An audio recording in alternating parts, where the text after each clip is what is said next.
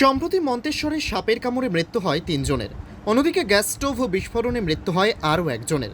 এদিন মন্তেশ্বর ব্লক প্রশাসনের পক্ষ থেকে সাপের কামড়ে মৃত্যু হওয়া ৩ জনের পরিবারের সদস্যদের হাতে ১ লক্ষ টাকার চেক তুলে দেওয়া হয়। পাশাপাশি গ্যাস স্টোভ ও বিস্ফোরণে মৃত মানিকচন্দ্র সিংহের পরিবারের সদস্যদের হাতে ২ লক্ষ টাকার চেক তুলে দেওয়া হয়। ৪টি পরিবারের সদস্যদের হাতে সহযোগিতার চেক তুলে দেন মন্তেশ্বর ব্লকের বিডিও সঞ্জয় দাস।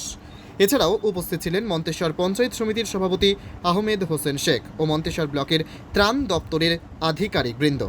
আমার মেয়ে সাপে কামড়ে মারা গেছে, তার জন্য আমি সরকারের কাছে কিছু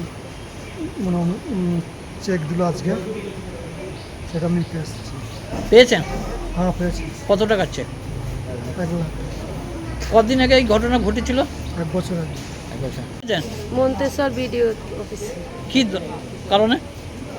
আমার স্বামী গ্যাস বাস্ট হয়ে মারা যাওয়ার জন্য একটা সরকার থেকে চেক দিচ্ছে, চেকটা নিতে। পেয়েছেন? হ্যাঁ, কত টাকার চেক? 2 লক্ষ। 2 লক্ষ টাকা। কতদিন আগে এই ঘটনা ঘটেছিল? আজ থেকে 18-20 মাস আগে। আচ্ছা, এই চেকটা পেয়ে কতটা উপকৃত হবেন? আমি গরিব মানুষ, যেটুকু পেয়েছি আমার সেটা ভালো হবে। মন্তেশ্বর থেকে জ্যোতির্ময় মণ্ডলের রিপোর্ট, পিবি বার্তা।